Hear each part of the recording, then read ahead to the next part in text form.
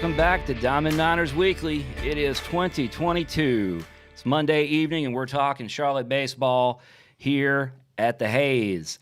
This is Nick. I'm joined, as always, by Kevin. What's up, Niner Nation? Producer Brad is here. Of course he's here because it's all working. Doesn't have a microphone tonight. And, of course, we've also got the guy everybody really wants to hear from, Coach Woody. What's up, Coach Woody? Bick? No. Yeah. Hey, everybody. Good to be here. No, we're talking about that. We need to get Coach Bick in here. Yep. It could provide some needed entertainment, I think. So, how we doing, guys? Off season, it's finally over. We're ready to get into this. We feeling good? Yeah, feeling awesome. Excited to be back here in person with you all, and here we are 11 days out, 11 days out from teeing it up down in Tampa, Florida. It's going to be awesome. Yeah, back at the Hayes. So you can, if you're watching this live on YouTube, you can hopefully see the field in the background. Things are looking good out there. We're going to talk about some things that are going out there at the stadium a little later in the show, but we're all ready to go. Kevin, you ready for another season? Yeah, I'm just trying to get used to the camera here and being in person again. It's nice. It's nice. Yeah. We're getting some technology. We've been getting some technology stuff ironed out here. It's the preseason for the AV equipment too. It's almost like all this stuff had been packed up for a while, and then we got it out and just went to use it. So anyway, thanks for being patient with us. Glad to be on the air here with you tonight. So quickly before we get started, this is even more fun when you guys interact. So a lot of you like to jump in the chat. Feel free to go ahead and do that. Hit us up on social media. Questions, comments, just let us know where you're coming from or where you're listening at tonight. We'd love to hear from you. And before I forget, speaking of the chat, many of you longtime listeners know that there's a group of folks that are usually in the chat when we're doing the show, and one of those people is a good friend of ours. If you've been in the chat, you've seen Nidra. Nidra, hailing from Arden, is usually in the chat, and we just want to give a special shout out to our buddy Nidra tonight. Nidra's really been put through the ringer recently with a health scare, but I have it on good authority that Nidra's making a strong comeback and working his way back, and we're expecting to see him in the stands here at the Hayes before too much longer. Yeah, no doubt.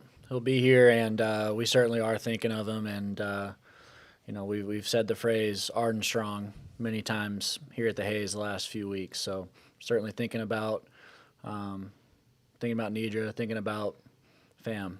Yeah, we're huge in Arden. We do huge numbers in Arden, and Nidra's a big part of that. Yeah. So. All right, let's see what we can get into here. We got Charlotte baseball to talk about.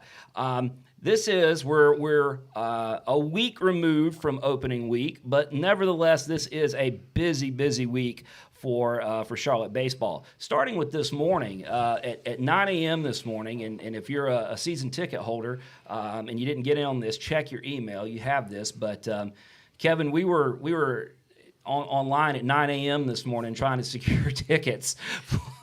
We're right behind the Niner dugout, section 108, first row. So I think we're right behind the dugout in case Woody needs any advice.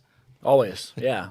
But yeah, tickets went on sale this. We're big on collaboration here. So tickets went on sale this morning for the Uptown games up at Truist Field in Uptown Charlotte. Those games are March 11th, Friday night against Appalachian State, and Wednesday night, the 23rd against Davidson. So those games are coming up later on in March. Get your tickets now, and then I think. Kevin, when do the Knights put the rest of the tickets on sale? It's non-season ticket holders. It's close to opening day for us when they're yeah, it might be next week. Or single game tickets. But if you're a season ticket holder, check your email. You probably got an email this morning that you maybe haven't seen yet. And there's a pre-sale code there that you can go and get tickets for those games. So, yeah. Really looking forward to that Friday night app game to lead off that series. First Friday night game, college game we've had uptown, so it'll be nice. People get off work, grab something to drink, grab something to eat, and head to the ballpark and watch the Niners. Yeah, schedule update too. We just this afternoon, we're going to move it up to 6 o'clock. So I think it's listed now at 7 o'clock. That game will actually be at 6 o'clock, at Truist. And as you mentioned, yeah, I mean, any opportunity that we can get as a program to play in any professional ballpark locally and really kind of spread the brand. But that ballpark's special. I mean, that's, the views and the sight lines, and then just growing up as a Charlotte native and going to Knights games, really my whole life, those games are special events for the program. Right. And last year when we played Rhode Island there for the doubleheader, it was kind of the first big event that we were allowed to get out and see each other. The Niner Nation came out and we had a good time. It was a great day on Saturday of baseball at the Hayes. I mean, uptown at Truist. Yep. The other Hayes. Yeah. Yeah, Saturdays in the Hayes. I know. It's a habit, right?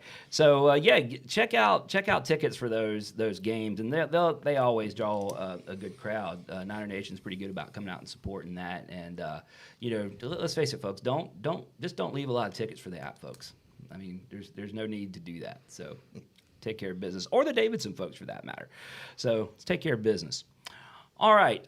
Then later this week, that was this morning, we've got a big day of really a sort of a Niner Nation or Charlotte baseball family reunion coming up on Friday night with the now third annual First Pitch Dinner.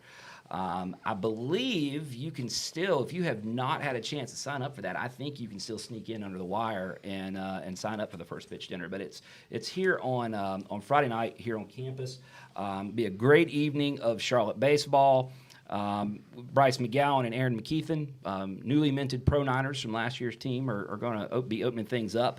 And the keynote speaker is Justin Seeger, who really needs no introduction around the Charlotte baseball program, or, well, certainly not Northwest Cabarrus County either. Just it's going to be a fun night. If you have not signed up for that, I think you can still sneak in under the wire. So look into that. It's going to be a fun night, Kevin. Yeah, looking forward to it. I guess 2 years ago it was great to see a lot of old Niner baseball players and the fan base get together and under one roof for first time in forever. So it was a great evening, and really looking forward to it Friday. Yeah, it's cool.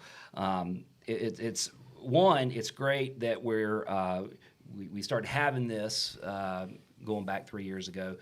Last year, for all the same reasons, it was online. We did it via Zoom, but now this year we're able to do something here on campus, and I think everybody's in the mood to get out and have a little fun here on campus and talk a little Charlotte baseball.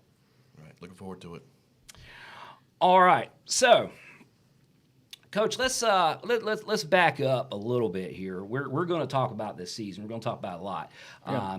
We did a show back in the fall, but let's kind of quickly recap a few things that happened here. You guys hosted a golf tournament on homecoming weekend. That was phenomenal, and the best thing is I didn't lose a single golf ball because I only hung out, didn't play. Kevin may or may not have lost a few golf balls out there playing in it, but that was another, I don't know how many years in a row that event is, but that's been going on for several years, and had a lot of former players and friends of the program out, and just a good day of fellowship back there. Yeah, I mean that between the First Pitch Dinner and the alumni golf tournament, just really those are two very important opportunities for our program to celebrate not only the current team and the current players, but the previous teams and the previous players, and all of which have gotten us to this point and built Charlotte baseball to where we are today. And I mean it's they're special events because it's seeing everybody come back together from you got guys that live in California, Texas, Florida, Maryland, up in the Northeast, and life happens. Time goes by fast, and so when for guys to be able to come back 1, 2, 5, 10 years for the first time and be together and just have some fellowship, it's pretty cool to be around. So those are important staples and opportunities in the program, and we're excited to keep them going moving forward. Absolutely. So, Kevin, did you take account? How many golf balls did you lose that day? I didn't really count. I mean, lost count. Yeah, it wasn't that many. I did have a good time. I already apologized to Michael O. and Hale Sims and his dad Mike Sims for anchoring the team, but our team did finish. we were the second team to finish, so we're gonna leave it at that. There you go. I'm thinking I'm just picturing this, but I'm thinking Hale can hit a golf ball, right? Yeah, I didn't. I learned that Hale's a lefty. He hits baseball lefty and hits golf ball lefty. So Yep. And Michael O, I didn't know that he played high school golf. So it's a pretty good team. It's a shame that I had to anchor them down like I did, but they did well. They did great. It was fun watching those guys hit the ball. That's cool. You know what? Maybe. Well, no, I'm not even gonna say that. I was gonna say maybe I'll dust off my clubs and join you next year, but You should. Yeah, I won't feel bad next year. Hale likes to remind our coaching staff that he hits lefty too, pretty regularly. Yeah. Is he lobbying to get put in maybe pinch hit? Hey, you need a lefty coach. We pinch ran him in the fall. I saw it. Yeah, true. I mean he's got he can really hit from the left side, but it's his speed that's really probably his best attribute. He told me he can hit a fastball. He's pretty good at hitting fastballs, but you bring anything else in there, it's 50-50. Yeah, so we know we're well aware of Hale's ability to hit the baseball in case we need it, but it's Niner fans, I would be on the lookout for the speed coming pinch run situations this year. Well, I will say this: if I, which would not be playing catcher, but if I was playing catcher, and Hale rounded third, I'd probably be making a business decision. That's part of it too. It's speed plus fear. It's a winning combo. It creates fear and on the base paths. Yeah. We don't want to give away too many of our secrets before the season starts, Coach. That'll be everywhere. That'll be on every scouting report. Watch out for Sims as a pinch runner. Yep. You heard it here first. That's a free scouting tip for anyone who wants it. You heard it here first, folks. All right, so fall exhibitions, kind of lump them together and just kind of get your general impressions. Played Walter State, Flodar, and the Ontario Blue Jays. So we were able to we covered two of those, broadcast two of those, the Walter State and the Ontario Blue Jays games. What are your I know your thought process has probably moved beyond that, obviously, because you're into preseason mode now. But what were some of your thoughts about your squad coming off the fall? What do you remember about the fall? Yeah, to do my best Belichick, we're moving on to Louisville.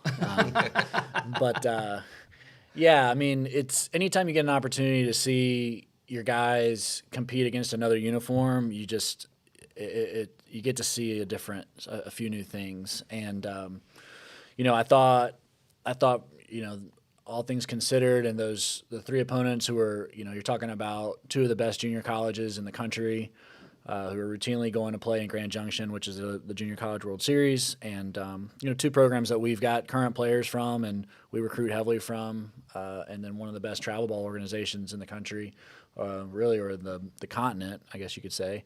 I was really pleased. I was really pleased with what I saw. I mean, certainly offensively in all the games, I felt like that was on display. I think we did a great job as far as limiting our opponents to a few runs as well. So and we got to see a lot of looks. We got to see ton of different looks on the mound, and got to see guys at multiple positions, and it's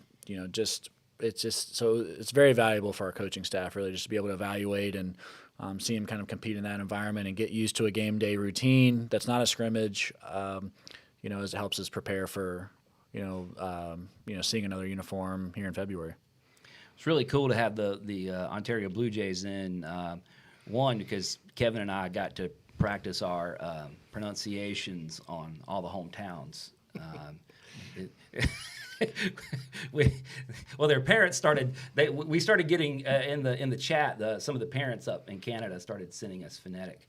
Like, oh, okay, that's how you say that. Yeah. That's the neat thing too. I mean, we live streamed a lot of our games on Twitch this fall, and so our coaching staff, we would actually, we'd go back. We have a Bats video system and that sort of thing, but I would actually go back and I'd put the live streams on in my office the next day and kind of rewatch and just kind of see. I really liked how I could go back and see our team from a different perspective, because we see it field level and we see it, pitch by pitch in bats, but being able to see it kind of from an elevated view and look at our base running and our defensive positioning and, commentators, you guys' perspectives, for me, I think that's a really great learning opportunity for our coaching staff. So we actually watched all of our scrimmages, replayed the next day following those events. So you didn't mute our commentary. I hopefully sound At times, off. maybe, but no. I would. It was. Yeah, I'm sure you guys got to be up for some awards, this year. Well, we'll get that out there maybe. There's got to be something. Producer Brad will look into that. There's got to be some awards for something. So, always think, and anytime we see the Ontario Blue Jays, of course, you go back to whatever year that was. I'm not going to get the year wrong, but a few years back, the Blue Jays came in here and they scored 1 run. The Blue Jays did, and it was solo home run. A solo home run hit by this really big, good-looking kid that could really swing the bat from both sides of the plate. I wonder whatever happened to him. Well, whatever happened to that guy? Yeah, I think it was 2019. Yeah, it was. And then sure enough, we got Big Maple here, and he showed me a great video. He showed me a video of him hitting his senior year of high school, and I think he was up to like 270 pounds. And his brother was like falling down in the background. He showed me this video on his phone. So I think he's one of the hardest workers in our program for sure. And he's an inch or two taller and probably 35 pounds leaner, certainly stronger. But yeah, no, I've heard that story, and he's certainly hit numerous of those moonshots here since he's been here, and we're still hitting them. We're thankful he's here. As of last weekend, he is still hitting them. Yep. Saw that in person. So we moved through the fall. We had the exhibitions. We had the Green White World Series, which you guys kind of did a cool thing with team captains. You had Team Brooks versus Team Bruce, and they had it out for 7 games. It's a recruiting class of 2016. That's right. Yeah, I think combined 22 years of experience here. No. Yeah, I think they're working on doctorate degrees. I actually I remember playing against Colby Bruce in high school. I was going to ask you that. Yeah, I was going to ask you that. Yeah, I think. Yeah, how's it feel to coach a guy you played against? Yeah, we went head to head. I was at Myers Park, he was at South Mac, and we had some heated battles. So those were fun. Those were fun times. Yeah, well, the 2016 recruiting class is still producing for the Niners, so they are. We're full force. Glad, speaking of Colby, glad to have Colby back after he missed last season, and also good to have Matt Brooks back for another year here. He's battled through some injuries, and he's come on top, and he's added a little knuckleball to the repertoire this year. So it was fun calling the game when he was pitching, because the umpire didn't like it, the catcher didn't like it, and the batter didn't like it, because nobody knew where it was going. We liked it. Yeah, it was fun to call a game, but I'm sure no one else found that amusing. Maybe we need to get Brooksy in here one night before the season's out and have him tell the story of that knuckleball, how that whole thing went down. Yeah, I'm sure I'm sure that'd be great. I mean, he's been throwing it for a long time, and yeah, it's definitely going to be a part of the game this spring, and I'm just excited for him. I mean, and him and Colby. I mean, jokes aside, I mean, they've spent 12 years combined in the program, and they've both been through a lot. They've both sacrificed a lot to be here, and you can see it in their eyes and on their faces every single day they're here that they want to do something special, and they believe it, and it spreads throughout our entire pitching staff, certainly, and our entire team. Just seeing how those guys go to work and carry themselves, and I just couldn't be more excited for them in their final campaign to do something special. Yeah, definitely here for that. So once you guys got through the fall, I think a little something happened over the holidays that you're kind of excited about. It's behind us here, out the window. You probably can't see, but why don't you talk about what's going on down on the field level? What you guys did over the Christmas break? Yeah, no, it was with much help of our administration, who's unbelievable, and from our Grand Slam Club donors and alumni. Everybody really pulling together to enhance the playing surface here at the Hayes, and we've got a brand new infield surface courtesy of Field Turf Company, who is the best of the best at what they do. We looked at a lot of different options, and again, just getting back to our administration and their support, they really put the cream of the crop playing surfaces down on the field. I mean, so fans who come out to the games, certainly families and students who come out to games, you'll see a brand new surface with the new logo behind home plate. We tried to keep it a very clean and simple look. That's kind of the MO of our program is just trying to, sometimes less is more, I guess you could say. And so we're excited about it. I think it turned out great. It plays even better than it looks. So if you like the way it looks, from a play standpoint, the hops couldn't be truer. It's a real speed as far as if you make a good pitch and it's an out. If you give up a high exit velo, then it's getting through. So plays very true. We've gotten to play on it here for a few weeks here, so we understand kind of the little nuances of it that we think could give us a small edge on some certain things. But it's just such a great surface, and hopefully the fans and everyone supports our program, comes out, they like it as much as we do because we love it. Yeah, if you've been watching online, you've seen some pictures of it, and the pictures look good, but it's seeing the pictures and seeing it in person are even two different things beyond that because it looks phenomenal. Yeah, and it's almost hard to tell if it's real or not, the real grass or turf, but because you can see more blades. It looks like blades of grass down there. Mm-hmm. And Nick and I had a chance to get down there last week. You really feel a difference between the dirt part of the turf and the grass part of the turf. There's a real different feel to it under your feet. So, and also this year we don't have the dirt mound anymore. We have the turf mound, and I was curious to see how that felt. Kind of feels like you're pitching on a putting green, like with the well manicured turf. It's really cool. It's really neat. Yeah, there's a ton of technology that goes into it, and a lot of planning, a lot of discussing.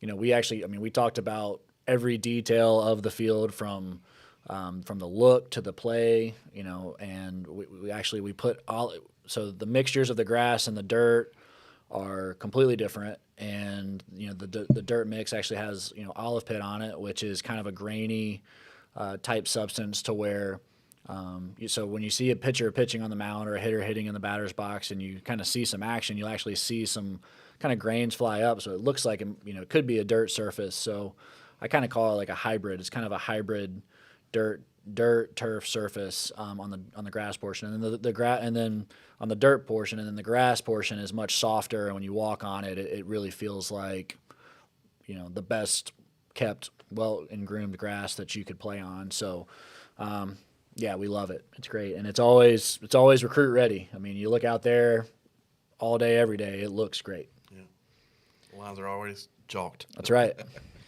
So for the pitching staff, I know they're becoming more and more common, especially in travel ball and things like that. Mm-hmm.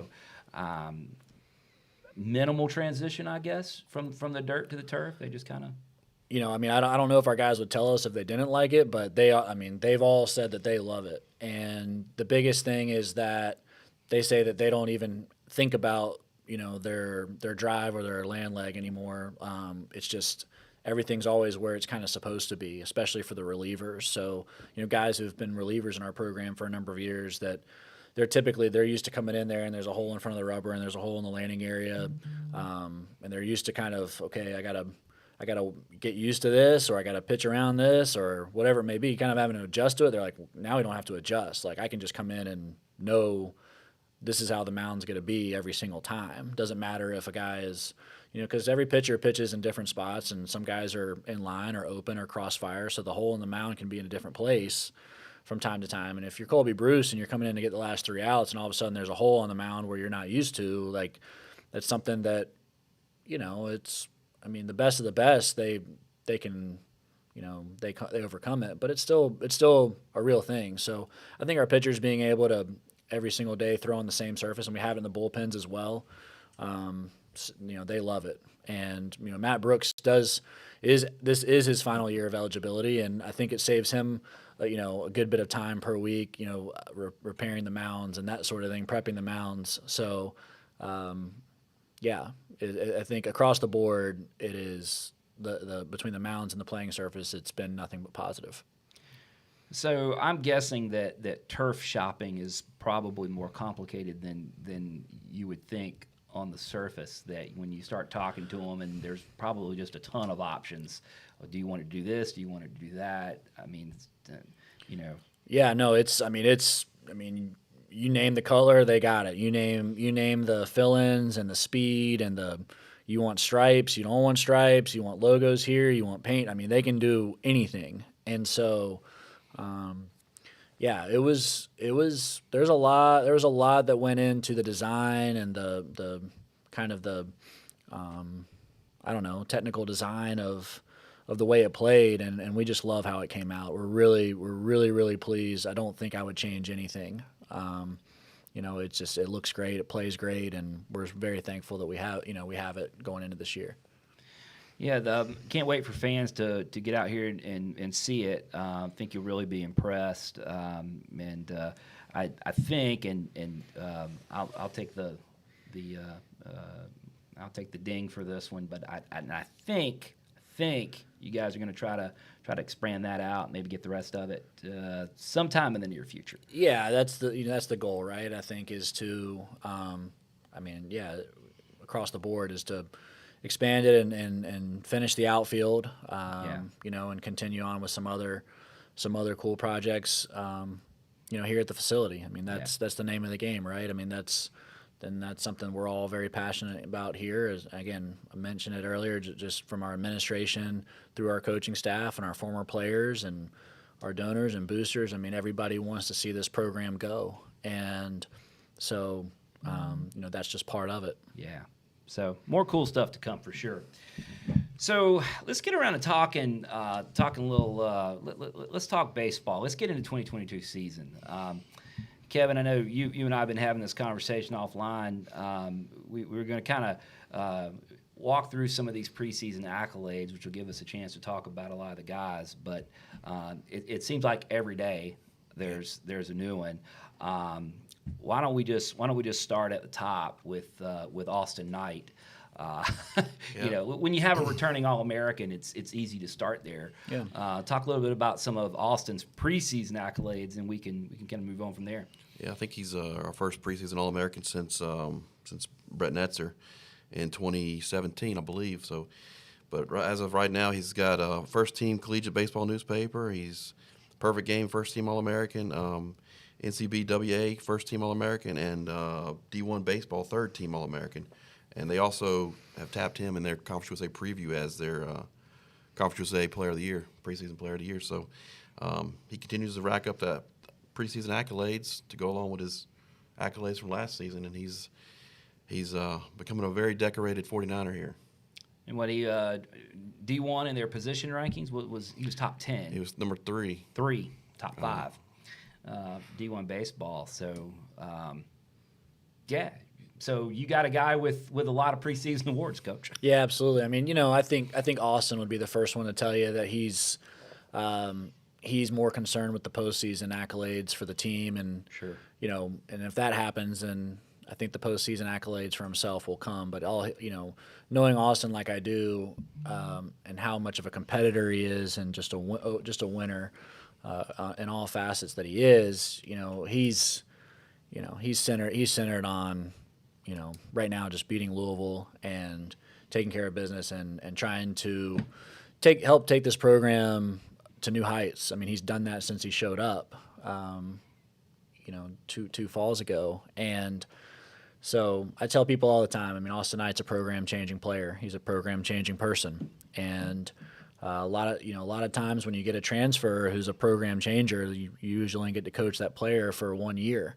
And so our entire coaching staff is, tickled to death and just thrilled that he's here for another go-around. And we'll have him as long as he'll stay.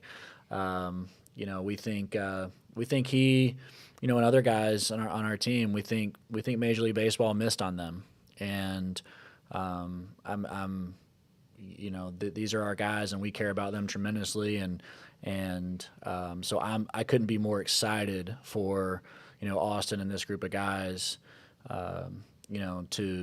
to compete this spring and to try to take this program further, because that's really what their mission's been since they got here, and Austin's doing it. he's leaving a heck of a legacy. I know we touched on the draft at the end of last year. We were able to talk about it on the show, but I still think back hearing you say that, that realization when the 20th round was over and started thinking about it was sort of starting to sink in who was still on the roster, who was coming back, and you started thinking about whether it was Christian, David, Austin. You start thinking, oh. Yeah, and from a recruiting standpoint, to a degree, you have to recruit as if those players are going to move on. So when you recruit it in a manner in which you think those players are like could potentially move on and they stay, well, then you get really excited, right? Because then you get the combination of the two. You get the players that, I mean, look, you can't replace Austin Knight, you can't replace David McCabe, you can't replace a lot of these guys that really any of these guys that are on this team, and that replaces a poor choice of words, but it's just it's the nature of the business, and when you get to combine those two things, then cool things happen, and that's what we've all worked so hard for. I mean, I've been asked a few times after last season, did you get time to reflect, and did you get time to, just kind of this and that? I'm like, no, like, it was pretty, I mean, just the way, and the same will be true, I think for all coaches, moving forward, it's just the way the nature is. I mean, the Major League Baseball draft is until July. And I think there's some benefits to that, but there's also, I mean, look, this is, it's families trying to make a decision, as well. And so, I just think, we got the bus back from Greenville, and, we certainly look at the 2021 that's out there on the outfield wall with nothing but, smiles and positive memories. But we went straight to work on 2022, like the day we got back. Yeah, I think as fans and just people that follow it from the outside looking in, I think it's we get so in tune to the season, and then it's like, oh yeah, well they do fall ball, and then they do a few weeks in January and February, then the season starts. But I mean, there really isn't an off season. Maybe the first week of August you can. Yeah, I mean something like that. Yeah, but not. I mean, not really though. I mean, not if you. Not if you want to go where we want to go. I mean, it's a 24/7, 365. I mean, you want to be one of the last 8 teams standing, and that's what it takes. Because it's really hard. I mean, it's incredibly hard to, as everyone knows, to get through that regional round and to get to that Sweet 16 and then to win a super regional. And to be one of those last 8 teams to really make a run to compete for a national championship, it is hard. I mean, you have to separate yourself. You can't just do what everybody else does and expect to just climb the ladder and to win. So, I give all the credit really to Coach Bick and Coach Miney and Coach Sieb and Coach Simmons and Coach McKibben.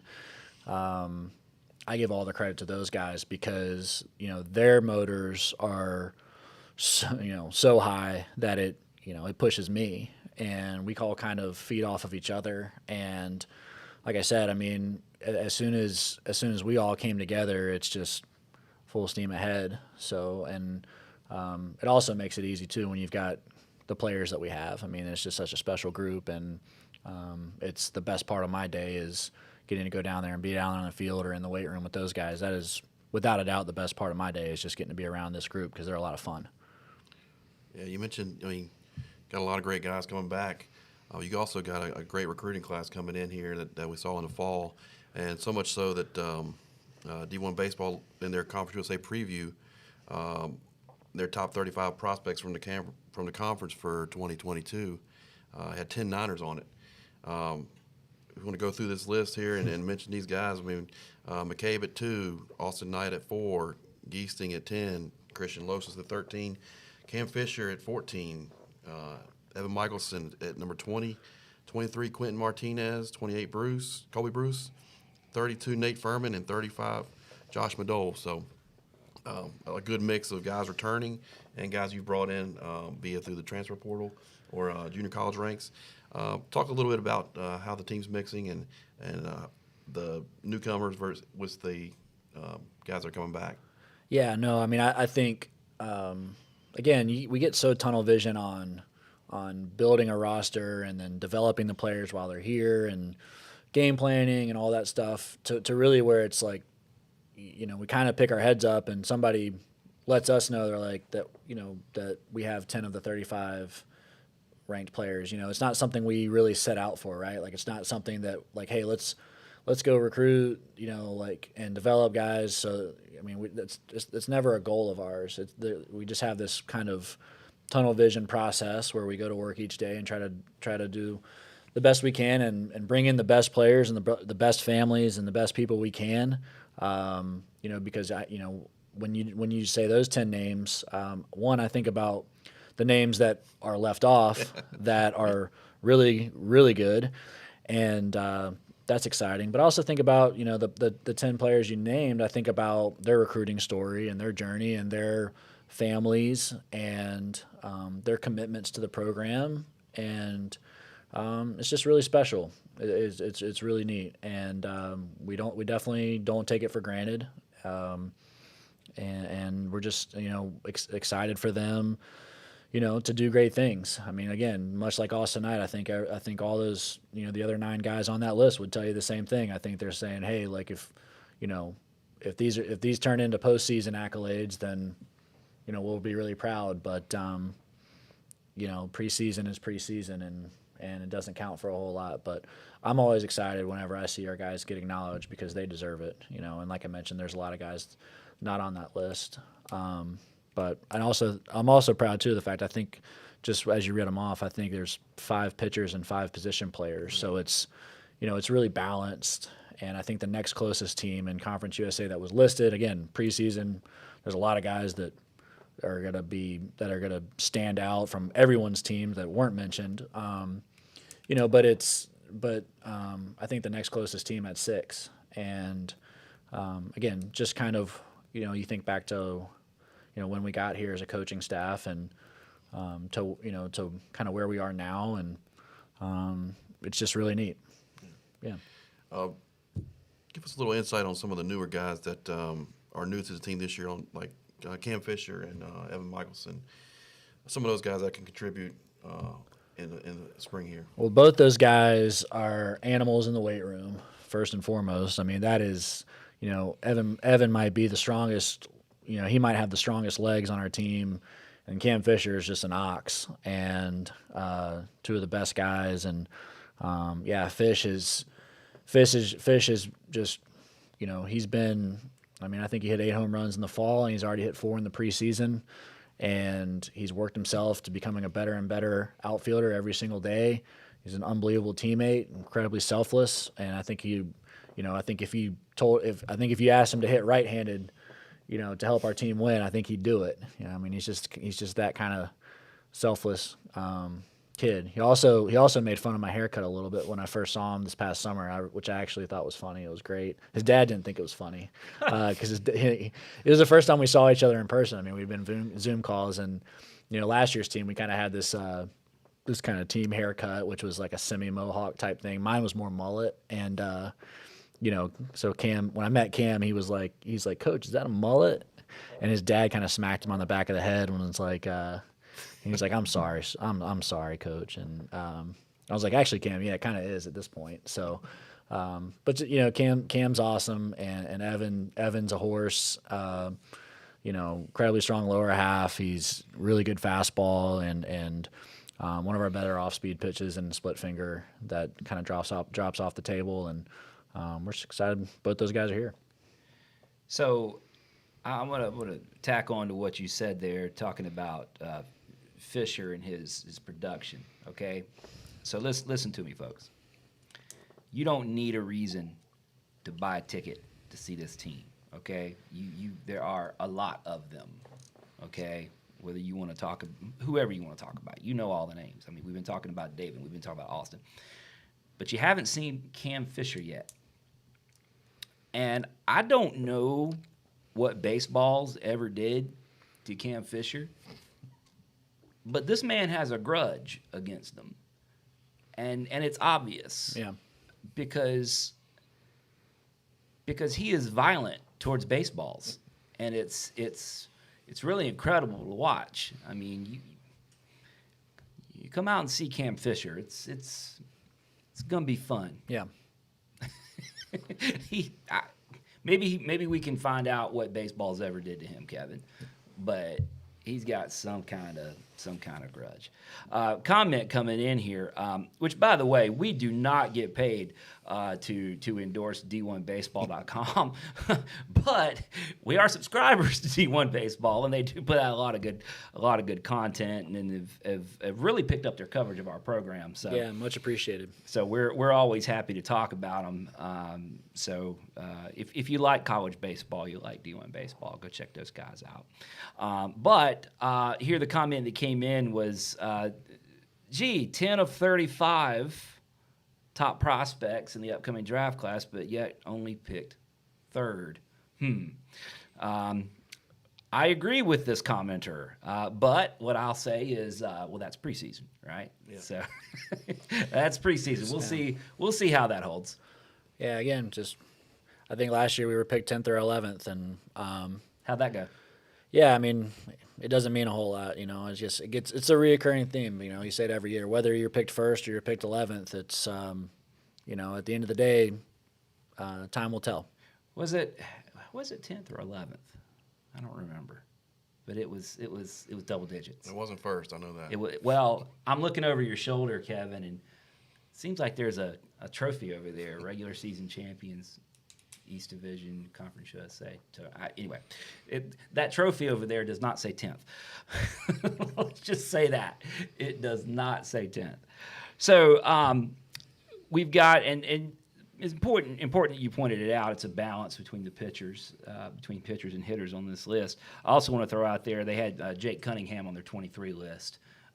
They As listed well. top 10. Their top 10 23 list. So Jake's going to be coming along as well. Jake's a guy we saw some out of last year, but I think we're going to see a lot more of this year. Gosh, I mean, we're excited. We're excited about so many, this entire team really. But I mean, it's hard not to be at the field every day and watch Jake Cunningham play in center field and what he's doing in the batter's box right now, and not just be really excited for him and what he brings to the team this year. I mean, especially because he's a Charlotte kid here from Ardrey Kell, and he's just really self-made. He's worked incredibly hard to improve and to get better, and I think the work that he's been doing with Coach Sieb in the cages and Coach Bick in the outfield, I think he's really primed to break out, have a big year for us. Excited. And we're going to give a shout out to Nate Furman from that list too. One, because we want to, and two, because Nate Furman is always ratings gold. So anytime you can mention Nate Furman or tweet about Nate Furman or whatever, it always works out. So, I mean Firm's the catalyst. He's a glue guy. He's Philly strong. He is a integral part of our team's success. We're glad he's here. A few other guys I'm going to mention here. We actually have one guy on the roster this year that we actually played against last year, in first baseman Josh Mcdole, and he's a graduate transfer from UNCG and decided to finish out his career here. Yeah, no, I mean it was as soon as we saw his name in the transfer portal. I mean, I don't think Coach Bitt could have hit call on the phone any faster. I mean, it was really a no-brainer for us. In fact, Coach Bick remembered coaching first base against UNC Greensboro, and we talked about it. As soon as we saw his name, he goes, I stood next to Josh for 9 innings, and I thought to myself, 1, this is an awesome dude. 2, he is really, really good at first base, and 3, he can really, really hit. So, it was just a no-brainer. As soon as we saw him in the transfer portal, we got on that one pretty quick. And gosh, did he have a great fall in preseason for us? Take stats out of him. I think he's walked 20 23 times and only struck out 5 in the fall and the preseason so far. 2 of those strikeouts were like in a rainy day when we had a net or a tent over the mound, and that doesn't even really count in my book. But he's just a winner. He's What does he do? What's that? What does he do? What do Gets you on mean? base. He gets on base. He Yeah. gets on base. Yeah, I mean it's he certainly does that, and the power is ticking up. He's worked really, really hard with Coach McKibben in the weight room, and Coach Sieb in the indoor. I mean he's probably the first left-handed first baseman that I could honestly say, if we got into a pinch and needed a left side of the infielder, I would consider it. I mean he's that good at on the defensive side of the ball. I think I saw a clip of, I think was it Don Mattingly or no? I think it might have been Don Mattingly that the Yankees put over at third base one time. Yep, you're right. I've seen that clip before, and I'm like, like Josh Mcdole might be if we ever got into a pinch. Hopefully that's not the case. All the other infielders on our team that are watching. Hopefully that's not the case. But I mean, he's a complete player, and he's going to be a really tough out, I believe, for opponents this spring. Yeah, tons of experience. He's four-year starter at Greensboro, and brings all that experience and veteran leadership to the Niners, and we're glad to have him. Yeah, absolutely. You guys dipped into the portal a couple times, and fans will be interested to know with Aaron McKeithen being taken in the draft last year. He's now with the Cardinals. Yep. You guys decided to go into the portal and address the situation behind the plate. Yeah, absolutely. I mean, again, that's just the nature of the beast now with the draft being in the middle of July. I mean, first we already had some catchers committed that we really, really liked, and Huck Wathan and Drew Tyndall and Jocko Koneski. I mean, we already knew we had those really good players coming into the program. But just in general, we like to build teams with 4 catchers. And we wanted, if there was an rough spot. Yeah, and I think there's something to it as well, just from a daily training standpoint. 2 and 2 guys can throw together, they can block together, they can really push one another, and certainly you can't lack depth at that position.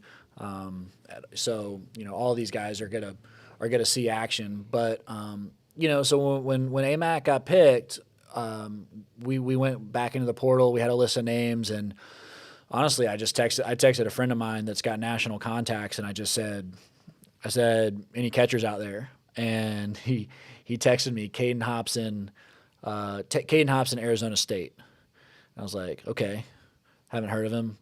Looked in the portal, he's in there. Caden Hobson, Arizona. I was like, okay, right name, wrong school. So then, yeah, and I mean, that was a whirlwind. I mean, Coach Bick can tell you about it. I mean, we went full court press to recruit Caden and his family to come to Charlotte, because he's a Redlands, California kid who, had just gotten back from playing in the College World Series with Arizona and caught there on a really good team. And, I mean, as soon as we got the name and the right school, we watched every piece of Synergy film that we could find, first on him catching and second with him hitting, and everything we saw we loved. I mean, we were like, yes, like this, we have to go all in on getting Caden and his family to come to Charlotte. So I think I followed his personal catching coach on social media, reached out to him. He got, we talked, said great things, and then he gave me his dad's phone number. So then I called his dad. We had an awesome conversation. And then he gave me Caden's phone number. And Caden was coming back from playing in the Northwoods League. And I think he was flying to maybe take another visit to another school and was getting ready to make a decision. And we had a great conversation. And we booked a red-eye flight. Not a red-eye flight. But we booked a flight like the next day for him and his dad to come in. And they landed, I want to say they landed at like 10 o'clock at night. And our coaching staff, we set up a catered meal here on the Eric Walker patio. We got on the golf cart. They checked into the Marriott Hotel here on campus. We picked them up on the golf cart, and we picked them up, and we ate a late meal and talked baseball till like 2 a.m., 2:30 in the morning here at the stadium because they're still on West Coast time, and we really wanted him to come here. So we would have stayed up talking till 5 a.m. if necessary. And just had a really awesome visit. Pot of coffee on. Yeah, and I know it's probably maybe a little bit long-winded, but I wanted to share kind of what went into that process because it's a big commitment for Caden and his family to believe in us and our program and to come all this way. And I remember we took him. We went to a Knights game uptown. We went to Fahrenheit for dinner so he could see the city, and we were hoping he was going to commit here in the office. He made us sweat it out. He didn't. So he flew back. He flew back to California, and I think 2 or 3 days later, he called and said he was coming here, and we were just so excited because again we had 3 really good catchers, but 2 of them were freshmen, and we felt like his experience, his skill set and experience, and his personality was just going to be. The 4 of them and our 4 catchers are really they're a special team within the team. I mean, they work every day with Coach Simmons, and they make our pitching staff better. And they pull for each other. And as a coaching staff, I mean, we see that every day, and we're around it every day. And we're really glad Caden's here. He makes us better.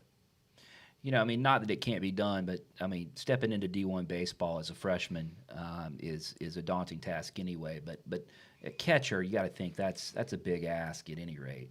Yeah, the best high school teams. I talked to a friend of mine he's the head coach for probably the best high school team in Kansas. Just for example, and he told me he's like, I have 6 arms that can throw over 86. Like we're gonna dominate. And. That just gives you perspective. Like we're talking about one of the best high school teams in the state having, one of the best high school pitching staffs, and it's like, well, we have 20 pitchers that, they're all, every one of them is not, 89 plus. So how many knuckleballers do they have? Exactly. Probably if they have one, they don't have Matt Brooks. So I know that. But so it's nobody, it's never a freshman catcher's fault for being inexperienced. You just, it's part of the deal. It's just part of the deal. Yeah. So, and all those guys have done, they've been awesome. They've done a great job since they've arrived here. And like I said, it's a special group. But Caden's skill set combined with his personality and his work ethic, we're really glad he's here. You touched on it, but I was gonna mention that to folks. The astute observers of college baseball that listen to this program would recognize Caden because they've seen him somewhere before, and they did. They saw him on ESPN in June catching in Omaha. Mm-hmm. So that's what you want, right? Absolutely. That's what everybody wants to do. So, yep. And we'll throw this out there too. Watch this, folks. We're talking about catchers, and we also mentioned Brooks. Believe you guys went and found a little different glove for when Brooksy comes in with a knuckleball, right? Yeah, so they have restrictions for pitcher's gloves, but they don't have restrictions for catcher's gloves. So we have I think we borrowed a mitt from softball, which is kind of a hybrid catcher's mitt, first base mitt, and then we went online and they have typically it's like a training tool. It's like an oversized catcher's mitt, and Coach Simmons could really break down what the oversized mitt is for, but we use it to catch Brooksy's knuckleball, and it's like a whitish gray color mitt. So if you see a oversized mitt, it probably means that Matt Brooks is on the mound. Yeah. So see, there's another nugget for folks to watch out for, Kevin. We're a font of information here. Couple guys, and we're gonna talk about the schedule here with the time we have left because there's some really cool stuff to talk about here with the schedule. But I have a feeling that, and I won't put these words in your mouth, but when you start talking about the folks that didn't get mentioned, I'm just looking. There's a lot of them. There's a lot of them, but I'm just looking down at my notes, and two that jump off the page here are Jack Dragum and Will Butcher, yep. Which were probably names that might have come to your mind when you were saying about guys that got left off the list, and some others. But it's going to be a long season, so we'll trust me, folks. Well, you know the drill. We're gonna talk about lots of guys and all the action as the season goes on. But let's Yeah, I mean, when you leave off a shortstop that played 61 games on a conference championship team, and you leave off a freshman All-American, that's those are two special players, and they everyone in our program, we understand how good of players they are and people. Yeah, so it's going to be, and there are some more names here, and they'll come. But think about it this way, folks. We're about to talk about the schedule. When we get back to you next week, it's going to be opening week. Yep. I mean, we're that close. I'm frankly having a little trouble containing my excitement, Kevin. It's just trying not to. We've been doing this since when's the first time we said seriously? Well, let's not get too excited about next season yet. When's the first time we said that? Like August? In the summer. It's right after the draft, I think.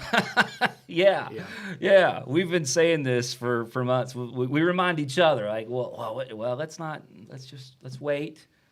Let's not get excited about that yet. But screw it. It's all downhill now. Right?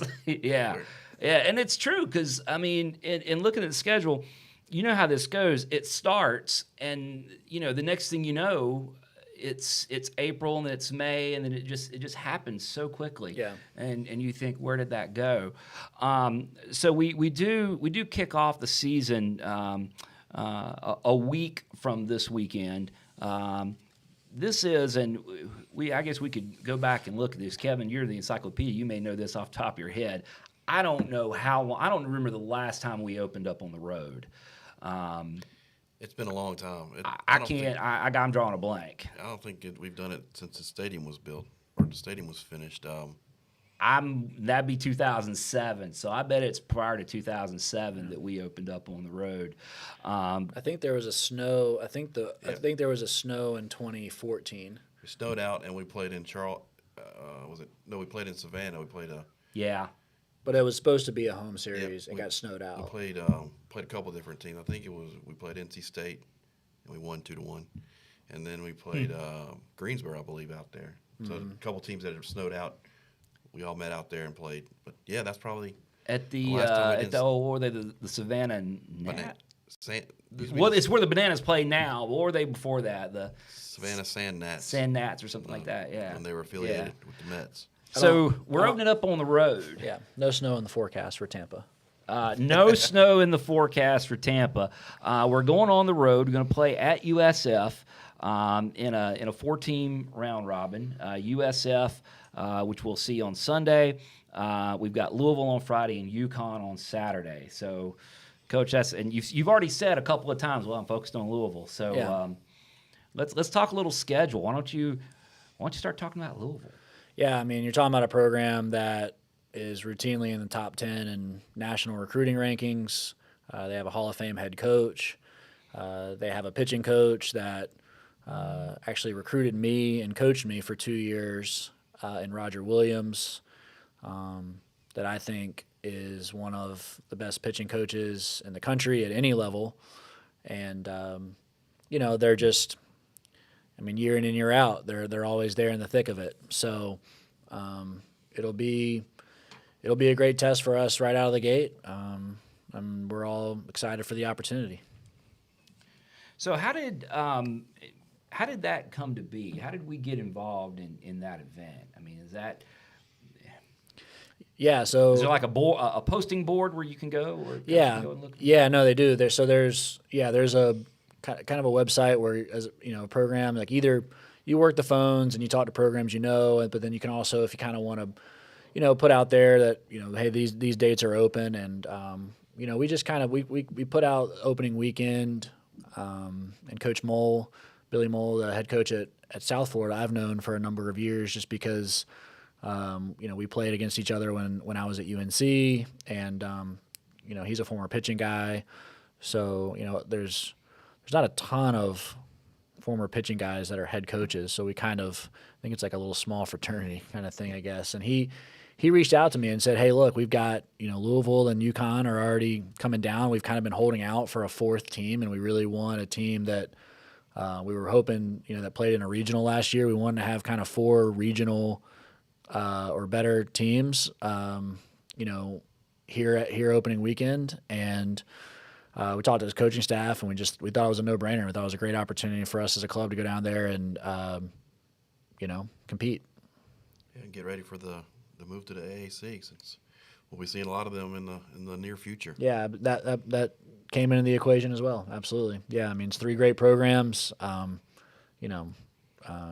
think Louisville's been to multiple World Series. UConn's been to multiple regionals and super regionals, and South Florida was in the Texas Super Regional last year in Austin. So, yeah, it's gonna be a great test. I'm really excited for our club to go down there. UConn is an interesting program. It's really it's easy to have admiration for them because they have been so solid for so long. And there's quite frankly, there's just not a lot of programs in the Northeast doing that. Yeah, they have. Yeah, Coach Penders and his pitching coach, Coach McDonald are, they're 2 of the most respected coaches in our industry, certainly on the East Coast, and then, like as you mentioned, certainly in the Northeast. And it's just like, every time I don't think I've never competed against UConn, but I've watched enough video and scouting, and every time you see UConn teams play, it's these tough, physical, blue collar, talented Northeast teams, and so again, they're right there in the thick of it every single year when it comes NCAA selection time and the postseason. So we know they're going to be talented. We know they're going to be well coached. But kind of as you mentioned, that's game 2. We're staying centered on game 1. Well, now that you said that, I'm going to move on to the next week. Yeah. I'm going to go through Get ready to hear about Louisville again, Kevin. But Yeah. Go ahead. the non-conference weekends. I think we've got a great schedule to get us ready for Conference USA. After the trip to Tampa, we come back to host West Virginia, team from the Big 12 at the Hayes here. And then the following week, we also host Western Illinois. I think they're the Leathernecks, which is a really cool mascot. Yep. And they'll be here the following week. And then we mentioned this before, the App State game, the Friday night is going to be uptown, and then Saturday and Sunday we'll be here at the Hayes. So 4 good weekends getting ready for that first weekend against Western Kentucky in Conference USA action. I think you've got a very tough schedule, and it's going to get us prepared for a long season. Yeah, absolutely. I mean, that's it's when you build a schedule, or you really try to you're gonna once you get to conference play, it's a bit of a gauntlet. So you want to try to see a lot of different looks. You want to try to see a mix of teams from in my opinion, different parts of the country, and that sort of thing. So and find some teams that are going to certainly challenge you, but also energize the fan base and be great opportunities for them to come out and see us. So I'm really excited about this schedule, and but it's going to be a challenge for sure. So Coach Mazey and his staff at West Virginia, I mean, what they've done with that program, if you go back and you look at the West Virginia program when they got there and where it is now, it's pretty incredible. I mean, as far as just where they've finished year in and year out, top of the Big 12, and the ballpark they've built there is really scenic, and it's a nice ballpark, and they've just done some really great things with their program. So and they've got a strong fan base here in Charlotte, so it's really important for our fan base to to go online, purchase tickets, tailgate, come ready to roll that weekend, because we're gonna need that 10th man support up here at the Hayes. You couldn't have said it better. That's exactly what was on my mind right there. I know our savvy audience already knows this, but you can't say it enough. 704-687-4949 is the number to the ticket office. You can also buy online at charlotte49ers.com. The single game tickets for all the games here at the Hayes have been on sale for maybe a little over a week. So go ahead on there. That West Virginia, let's sometimes the baseball schedule for fans can be a little daunting because there are so many games. Let's take this one at a time. If you're out there and you're just kind of getting into the baseball program, let's break this down here. Just get here for West Virginia weekend, and if you can only make one game that weekend, get here Saturday. Get here for Saturday of West Virginia, because Coach said, what was that? 17, 18, they came in here, Kevin? 17, yeah. 17. They're going to bring a crowd, and they're not traveling. They live here, yeah. And so it's going to be a wild and crazy weekend here at the Hayes. So come be part of it. Right. We had a great time when they came last year, and they brought a good crowd, and we had a good crowd, had a good tailgate, and I believe we won 2 out of 3. So I'll take that again if it happens. Yeah, and we're working on some stuff for that along those lines, folks. And this I'm just kind of going off the cuff here. So every time I start doing this, these two guys they look nervous. I'm gonna go get some more coffee. But what we saw, those of you that were in Greenville last year, right? You saw what that environment was like. I mean, and that's we're going into that league, and that's the kind of environment we need to be working towards. And for heaven's sakes, folks, the program that we're building here, they deserve your support. So let's get out here and do this. And if we can, we'll get some stuff figured out. We'll be pass along any details we have. But yeah, man, Saturdays, let's get out here and do a little tailgate and have a good time and support these fellas, because man, this is gonna be a fun year. So anyway, End of rant. Yeah, no, and I'll say this: I mean, our coaching staff, we went to every home football game, and gosh, I mean, the energy in that place. I mean, our student sections were awesome. I mean, our student sections were awesome, and we go to as many basketball games as we can go to, and you look down there behind the benches, and right there at midcourt. I mean, so they're here. They're here, and we've seen it. And same thing, going to see Coach Langen's teams playing the NCAA soccer tournament. Like, so to all the students out there, we're ready for you. Come on. Yeah. And this is a team that you guys and girls are going to want to watch play. They've worked extremely hard. They've sacrificed a lot to be here. And I couldn't be more excited for this group to put on the uniform and represent our university. Right. Well, I know we're biased, but it's well worth the price of admission to get into the Hayes to see these guys play. It's going to be very entertaining brand of baseball, and I think there'll be a lot of wins. No pressure, but yeah. Yeah, I mean, that's it's this group wants it. This group wants it, and the results will take care of themselves. But this group's wanted it. I mean, we had our first team meeting August 22nd, and again, I think a lot of people, they start to pay attention. Okay, college basketball season's kind of winding down. We're getting close to tournament time, and they start kind of thinking about college baseball. But this group, I mean, we had guys. We had guys that were up here in the offices all summer. We had guys training here last summer. We had guys. All they talk about is like, we want more, like we're not done. And so this team is hungry, and I would imagine that, for everyone who comes out to watch this group of guys play, they're going to see a hungry group. And I would be shocked if I ever saw any let up whatsoever from them, from first pitch to last. They're going to get after it. So quickly touch on the conference schedule here, but go ahead and throw out there, and these tickets are not on sale yet, but we've added a weeknight game, the night before the Davidson game, in Kannapolis again. Yep. Which just suits me to a T, because that's 10 minutes from my house. We're thinking about you. Well, I appreciate that, Coach. Yeah. Tuesday night we're going to play Campbell. Looking at some of the preseason comments, I mean, what was the Dandy Dozen is what D1 did, right? They did the top 25, and then they did 12 more that were under consideration, and we were on that list. Well, so was Campbell. Yeah, they got a great program. So that game in Kannapolis, let's see, make sure I get the date right on that. Was it March 22nd?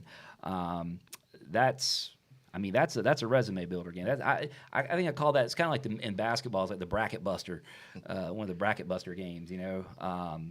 That'll be an important game as well. I mean, they're all important, but still.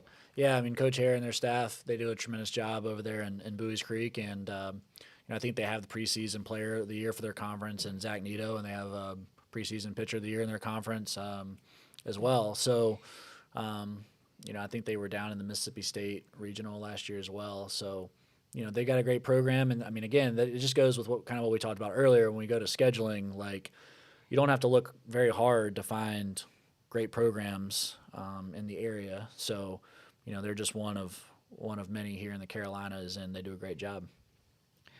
I know we're Louisville, right? But just looking down this conference slate, right?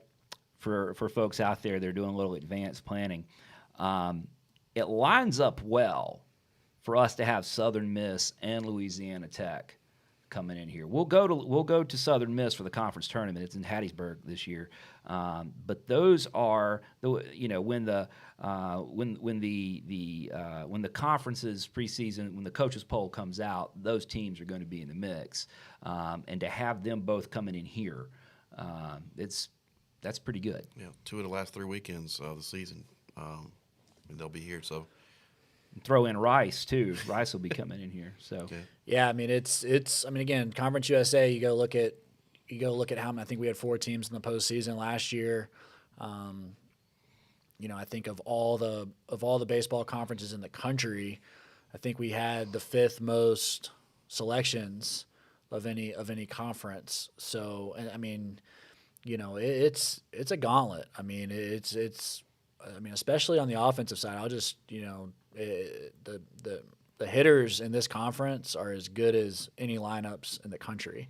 Louisiana Tech last year, their lineup was ridiculous, and Southern Miss's weekend rotation last year was, again, as good as any in the country. So, that's what you sign up for when you're playing Conference USA baseball, and it was a real honor for us last year to do what we did in 21. 24-8, and I think 8 4-game series. I mean, it was just ridiculous. I mean, it was double headers every weekend playing 4-game series, and to come out on top in the regular season, and I think to only lose 1 series, I think, and it was on the road against an Old Dominion team that I think they were in a super regional. So I mean, it's a gauntlet, and aren't you going to miss those 4-game sets on the weekend? I'm not, and I don't think anybody is. I guess if there was anybody that would want them to stay, it'd probably be us, since I guess it went favorable for us last year. But I just tell you, like, that's a different animal. I mean, that's a different animal playing 9 on Friday, 14 innings on Saturday, with a 45-minute to an hour break in between, and then you got to come back on getaway, bus day, or flight day and play 9 more innings. I mean, it's a different beast, and you have to kind of adjust your training and adjust your everything. You have to your sleep schedule, your eating schedule, you got to be that much more hydrated. I mean, there's just so many more things that go into it becomes much more of an endurance match, really, and so I'm excited for us to get back to 3-game series and this year, and I think it's just a better experience for the student athlete, the fans, and I think everybody. I mean, that's probably one of the more under talked about things, honestly, as far as the attrition once you get to the end of the year last year, because we were one of 2 teams in the top 25 that played all 56 regular season games. You go look at some teams that played in Omaha last year with COVID and everything. I mean, some teams only played 45 total games. So, we're sitting there, again, it's not making excuses, but you go look at, the Conference US, the 4 Conference USA teams that are playing in regionals and supers. I mean, they've been playing 4-game series all year. Yeah. And we didn't miss a game, and that's a huge credit to our players, our coaches, our support staff members, everyone for, getting that, putting us in that position. But, it's certainly nice getting back to more of a traditional format, and, it's going to be, I think it'll be better on just everybody. Kevin, did you see we're going to Marshall? Yes, I did. Yes. Yeah, Marshall. I'm going to that. I can't wait to see it. Well, I've got that one circled. Can't wait to Coach, see college baseball played at a YMCA. But anyway, go ahead, Kevin. I know we didn't get to go to we didn't get to have conference play in 2020. So last year was your first real Conference USA experience. It was kind of different, like you said, 4 games. It really tests your pitching depth and your stamina, really. How are you looking forward to going to this year in Conference USA with the 3-game sets and more of a traditional Conference USA season? Where am I looking forward to, or what am I looking forward to? Both. What and where? I mean, honestly, I haven't given it much thought as far as where. I mean, I kind of enjoy every game, no matter where it's played. So I certainly love playing at home. This is a special place, so the more games. I mean, I think we, not really by design, but we have an 18-game home streak here, which is pretty awesome. We were supposed to play, I think, a 9-game home stretch, and then play an away game, and then about I think a 8-game home stretch after. But one of our midweek opponents right in the middle backed out to play another team that, that's a whole other story. So we were supposed to have a 9-game home stretch and an 8-game home stretch, and we booked another home game, so now we have 18 straight. So I think it's important to play at home. I think it's important to to play as many. We live in Charlotte, North Carolina. We have this beautiful ballpark here and an awesome fan base, and I just think it's really important that we try to play as many games here at the Hayes as possible. But as far as my first look at Conference USA, I mean, you're talking about some storybook programs that have won a national championship at Rice, who've been to the College World Series and Southern Miss and others, and you've got a lot of. If you go look at the list of coaches throughout the league, I mean, you've got some tremendous coaches and programs that that are all really again, when you've got the 5th most teams of any conference in the country going in the postseason. It's tough. So it's a real challenge, but I think that's a big part of why players choose to come to Charlotte. There's a lot of reasons, which we don't have time for tonight, but one of which is they want to you want to play the highest level of baseball, Division I. It's right here. So between our conference and non-conference schedules, it's the real deal, and you can't take a pitch off. We know that. So nothing sums us up as good as that. I'm busy trolling Marshall, and you're asking a question of substance. That's fantastic. I love it. That's just us in a nutshell. I love that. So, last question on the schedule. Then we're gonna wrap this up for this evening. But how did you get invited back to Chapel Hill after last year? How'd that go down? Well, it's Coach Forbes is one of my best friends, and. I mean, it's just one of those things. You go to play the game, and anything can happen. And we came out on the good side, and that'll always be a special memory. With Trey Starnes passing it off to Spencer Geesting and Christian Lothus, and we just went left that whole night, and a big swing of the bat there to clear the bases and give us a 4-4. I mean, we went 0-0 going into the 10th, and to win 4-1 there, and that was a special bus ride home. But yeah, I mean, we'll play those guys every year, and I think we'll actually do a home and home with them in 2023. At least that's the plan. We're finalizing the details now, but the plan is for us to go back up there in 23, and then for them to come here and play on campus in 23. So excited about that. But I've known, well, not many people know this, but I've Coach, Scott Forbes is one of my best friends in coaching, but he's also one of my best mentors. And it's pretty cool when you get to be an 8th grader and go to a baseball camp at a college, and the volunteer assistant is 23 years old. And then you get to fast forward, 10 years later, and he's your pitching coach. And then you get to fast forward 10 years later, and you're sitting next to him in the dugout in the College World Series, as a coworker. I mean, I don't know how many coaches there are out there that have that type of dynamic, you know. But I remember being an 8th grader going to camp, and he was one of the coaches at camp. So, he's inspired me for a long time to be a better coach, but also a better man and a better person. And I just think the world of him and Mandy and the girls and the Forbes family. And I'm excited.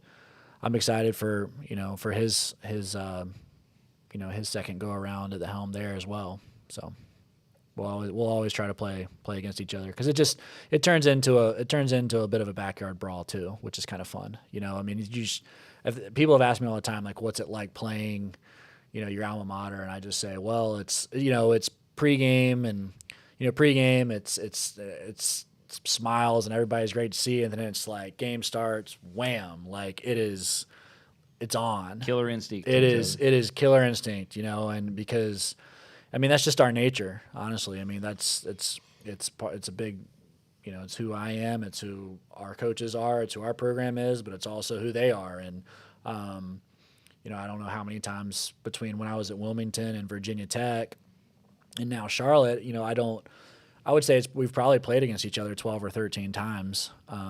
So it's kind of gotten used to it a little bit. Yeah. But that's how I would describe it, is like, you're playing your best friend with something on the line. I mean, just in backyard basketball or backyard football, like, you're going to get after it. And that's kind of what it's like. So those are always fun games. Well, Coach, I can't tell you how cool it is to be back here at the Hayes and doing this again. Can't wait to get this thing started. We always give you the last word to talk about whatever you want to talk about. Yeah. What do you got for us? Yeah, I mean, there's a lot of things we could talk about. I mean, I could sit here, honestly, I could talk for 2 or 3 more hours about this entire roster and these players and how awesome they are. I mean, I wish, I just want anybody who's watching to know that our entire coaching staff genuinely enjoys going down to the field or the weight room or wherever it is we are with these guys. We enjoy it because they're a fun group. And I mean, I think we had 27 players over a 3.0. They're involved in the community. They just carry themselves the right way. They show up eager every single day to get better. Whatever mistakes we make in practice, they work so hard to improve, and they just want to be really good. And so I want to share that thought, and it's not always like that.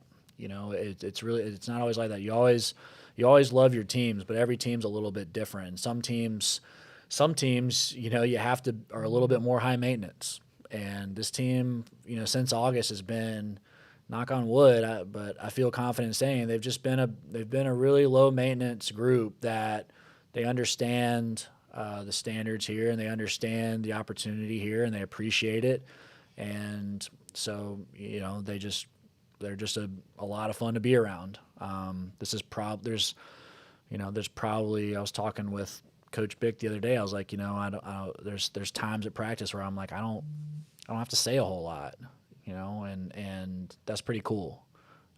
Because when you can, I think as a coach, when you can say less, and you can just appreciate what's in front of you as far as like the players' effort and enthusiasm and energy and talent and selflessness, I mean, what else, you just appreciate it.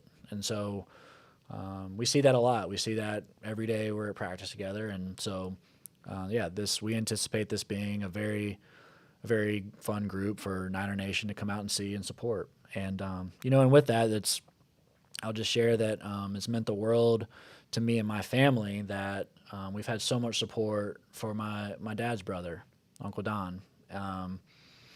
If he's watching right now, we love the heck out of you. And if Karen is watching, we love the heck out of you too.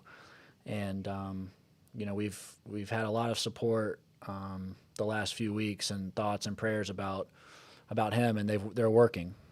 I'll share that they're working, and so please continue. It's having an impact, and I think Don's he's a special friend, and family member of mine, but he's such a big supporter of the program, and he loves these players. I mean, he loves these players, and I couldn't be, so I couldn't be more excited for him to get back out here. And I know on behalf of my entire family, I couldn't be more thankful and appreciative of all the players and family members who've reached out and shown support, because it really matters. Thank you. All right. Well said, Coach. Well said. Folks, thanks for sticking with us. Sorry we had to wake our equipment up and dust it off and get it going, but appreciate producer Brad sticking with it, making it happen. We're all out of time for this week, beyond out of time, but it's our show. We can go as long as we want to, right? If you're not watching live on YouTube, look for this podcast wherever you find your podcast, and make sure to subscribe in order to be notified of new content. You can also find Diamond Niner Report all over social media: Twitter, Facebook, and Instagram. No TikTok. Do not plan to go on TikTok. Wouldn't know what to do with it. Reach out anytime you'd like. We love hearing from you all. If you're old-fashioned like us, just say hello at the ballpark.